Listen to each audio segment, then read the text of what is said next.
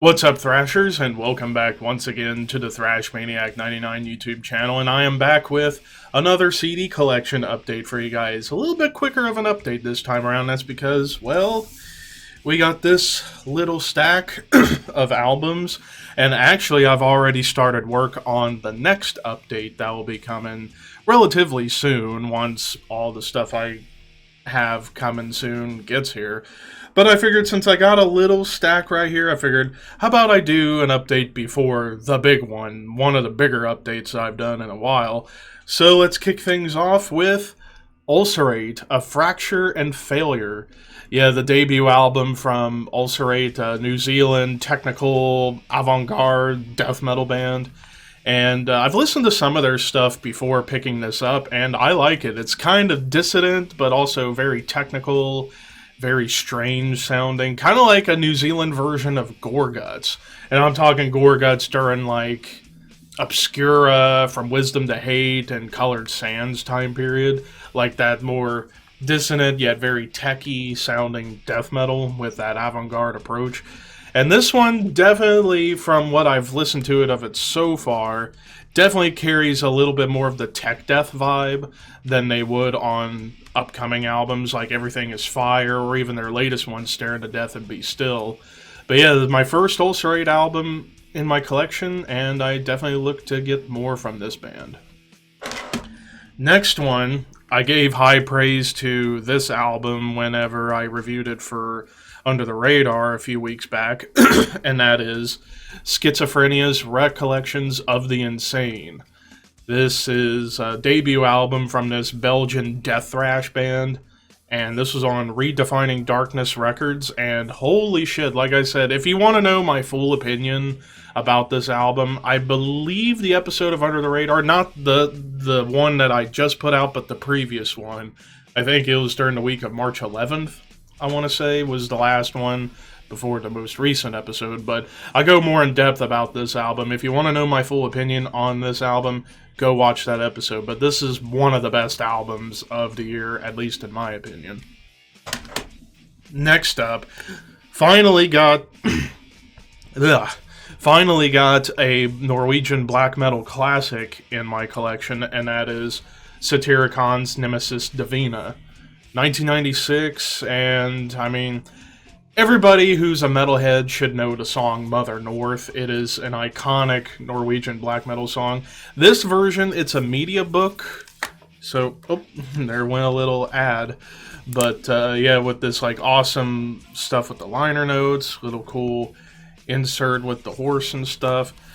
But, yeah, this was actually a re-release on Napalm Records, so I got this from a Napalm Records sale they were doing whenever they hit 2 million subscribers on YouTube, so I was like, I better jump on the chance at getting some of their stuff, and this is a really cool one to have. Next up, finally got one of my personal favorite black metal albums of all time, and that's Worship Him by Samael. Now, for me, I'm not a huge fan of Samael post Ceremony of Opposites, like their whole symphonic industrial thing. I haven't really dove into that too much. Maybe I'll check it out and see how I feel, but their early black metal stuff is awesome. They're from Switzerland, so they have a good pedigree from Hellhammer and Celtic Frost. This, I've seen a lot of people not like this album because it's not blazing fast speed black metal. This is more groovy, more doom-laden. It does get fast on a few moments, especially in the song Morbid Metal. Like, that's a hell of a song, but songs like the title track, Knowledge of the Ancient Kingdom, and Into the Pentagram, just fucking amazing, doomy, groovy black metal songs right here. Like, I'll take this over anything Burzum ever did. I'm dead serious when I say that. This blows Burzum out of the water.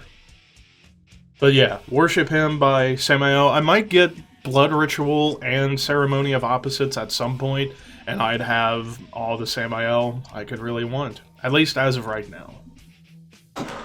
But next up, we get a thrash classic from 1988. We get Razor's Violent Restitution with the bloody chainsaw on the cover. I have the album Evil Invaders, and that's, in my opinion, the best Razor album. But this is definitely more aggressive, more vicious sounding, because it's faster. It's not so much like the thrash and speed metal mix. This is more of a straight up thrash album, kind of like basically Canadian Slayer. That's the best way to kind of describe Razor's overall sound, is that they're kind of like a continuation of Slayer a little bit, but up in Canada. But yeah, Violent Restitution, hell of an album. Next two are from the same band, and they're two of the albums I needed to complete what all I really wanted from this band, and that's Pestilence. So first we have Mallius Malafikarum, their first album. This is actually the reissue by Hammerheart Records, and yeah, this has a second disc with some demo tracks, but I think this is an underrated debut. Pestilence weren't quite a death metal band yet at this stage. They were still just very much a thrash band, very much inspired by like Sepultura and Slayer and the German scene of Creator, Sodom, and Destruction. But yeah, this album, I feel, is very underrated. Songs like, I always struggle to pronounce this one song, Anthropomorphia, I think I got it that time. That's a hell of an opener. Parasite, Subordinate to the Domination, Commandments, Chemotherapy, Bacterial Surgery. Like, this is some awesome thrash right here with this album. And of course, Martin Van Drunen on vocals. Not the Martin Van Drunen style you're used to hearing like on the second album, Consuming Impulse, or what he does in Asphyx, but this is more of a thrash bark, and he does it well. He even hits a high note in Commandments that is really impressive. But yeah, definitely an underrated thrash gem, to say the very least, right here. And then, of course, the other one I showed off, Testimony of the Ancients, also a reissue from Hammerheart Records. And yeah, they went to Morrisound Studios to work with Scott Burns on this. And this was a big shift. Of course, Martin left the band, so Patrick Mamali took over on vocals.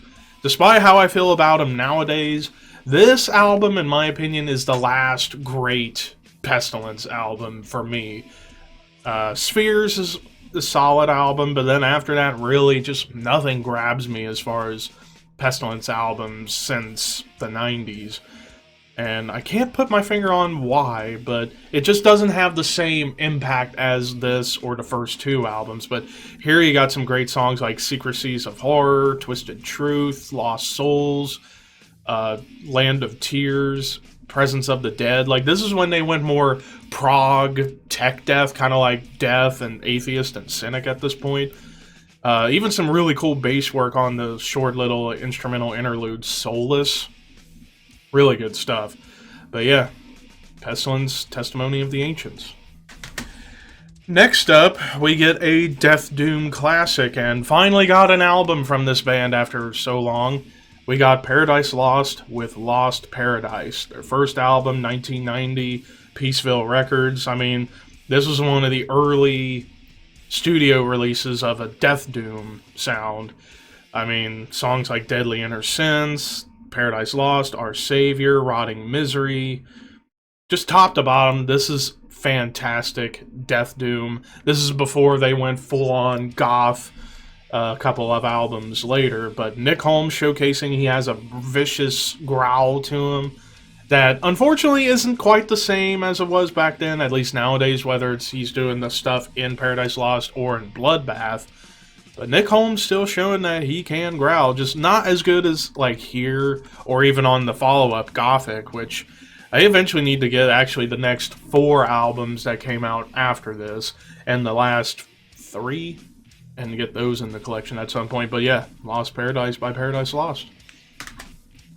Next up, I got a compilation album from Nihilist, the Carnal Leftovers compilation. This was released in 2020 on 3-man recordings. Of course, this compilation was out years before, but this is a new edition on their own, on Entombed's own label. So yeah, for those who don't know, Nihilist was essentially Entombed before Entombed existed. Yeah, because a lot of these songs you hear on Entombed albums, like Supposed to Rot, Abnormally Deceased, Revel in Flesh, Severe Burns, When Life is Ceased, Morbid Devourment, But Life Goes On, The Truth Beyond, and then some songs that didn't make it on albums. Songs like Face of Evil, Shreds of Flesh, Carnal Leftovers, or maybe, I think Carnal Leftovers may have been on Left Hand Path. I'd have to go back to the track list just to make sure. Shut up, phone. But yeah, this is a cool compilation of all the Nihilist demos and the Entombed But Life Goes On demo in '89, right before they recorded Left Hand Path. So this is some cool stuff right here. Next two are also from the same band, and it's the two studio albums, the only two studio albums from a legendary tech death band, and that's Necrophagist. So we got Onset of Putrefaction. I got the re-release of it to get those two bonus tracks from their 95 demo, Dismembered, Self-Immolation, and Pseudo-Pathological Vivisection. I think I got that right. But yeah, this was definitely the more brutal of the two Necrophagist albums, because lyrically they get into like the gory, pathological stuff, kind of like Carcass, but musically it kind of fits in between like Death's more technical albums and a little bit of like Atheist and some Suffocation, because it gets very brutal. Excuse me. Especially with Mohammed Shwizmez's vocals, or Mohammed Shemez's vocals. They are so low and guttural. But yeah, this was cool. And then the final album that came out 5 years, 6 years after, Epitaph, which is definitely more melodic, more technical than Onset of Putrefaction, but it was a hell of a way for this band to go out, and we kind of missed them because they really changed the game when it came to tech death. And I'm not the world's biggest tech death fan, but when you do it right, it's amazing, and I think Necrophagist was one of those that did it right. Next one, we're getting down to the final four, but the next one I picked up on Discogs because I was jamming this album on YouTube, so I thought, why not get it for myself? Mithras, Forever Advancing Legions. This is the debut album from this British experimental death metal band, as they were called on Metallum. But to me, Mithras almost sounds like a more technical version of Morbid Angel. Like in the production here, it kind of feels like it like sits in between like Covenant and Domination as far as the production goes. And even in the songwriting, like there are some Morbid Angel moments, especially the song Wrath of God. Almost sounds like Where the Slime Lives Part 2. Almost. It's very groovy. And then you get songs like Tomb of Kings, where it's got this hyper-technical like lead section at the beginning, then it gets super fast and brutal and techy. And then it gets into like a part that sounds like it came from Covenant or something like that. Like, I think this is a hell of a debut. If you're a fan of more technical death metal, but with that Morbid Angel vibe, this is definitely one for you. As it, like I said, it feels like British Morbid Angel a little bit. So yeah, this is a good one. Next up, I got the second studio album from The Haunted, Made Me Do It. So this was the first one with Marco Arro on vocals after Peter Dolving left after the debut. But yeah, this was a really good follow-up to the self-titled debut. Granted, I think the self-titled, I don't think that album can be touched as far as The Haunted goes, but this is a close second. This is a hell of an album. Songs like Bury Your Dead, Hallowed Ground, The World Burns, Silencer, some fucking awesome Swedish thrash metal with a little bit of like that almost hardcore bite in the vocals. But yeah, really cool album right here from one of the best Swedish thrash bands, at least in the late 90s, early 2000s. I know they've been making a comeback as of late, especially with Ola England on guitars. But yeah, love me some Haunted. And now for the penultimate CD. Actually, both of these albums are CDs that came out this year that I got, and we got Ghost Impera. Now, I did the review on this, and I know I said there was a couple of moments that were corny, but it's just unbelievably catchy, and I can't stop listening to a couple of tracks, especially Call Me Little Sunshine. Like, that is such a good track. But, I mean, I haven't gone back to this one too much lately, but whenever I do go back and listen to it, I always find myself enjoying it. I'm feeling like I'm enjoying it more, so if I were to re-rank rescore this album, I think I'd give it like an 8.5 to a 9 out of 10 at this point. I think it's beyond an 8 out of 10 at this point. But yeah, really good stuff here. And then the final one for this update, I picked up the new album from Amorphous, Halo. Of course, I did the review on this. I gave it a perfect score. I still think this is a hell of an album. And that's really all I want to say, because if you want to know my full opinion on this album, go back and watch my review and you'll understand why I love this album. So yeah, that is all of the CDs for this update. Actually, starting tomorrow up until about Thursday, I think, I'm getting a shit ton coming. Like, I think I've got almost 20 coming soon. I went overboard because I got my tax return, so I was like, you know what? Celebrate by getting me some good shit. And some good shit is definitely coming in. Hell, I'm thinking about what to get for my next haul. But that'll be then. But anyways, hope you enjoyed this video, everybody. And until next time, horns high, and I will see you soon.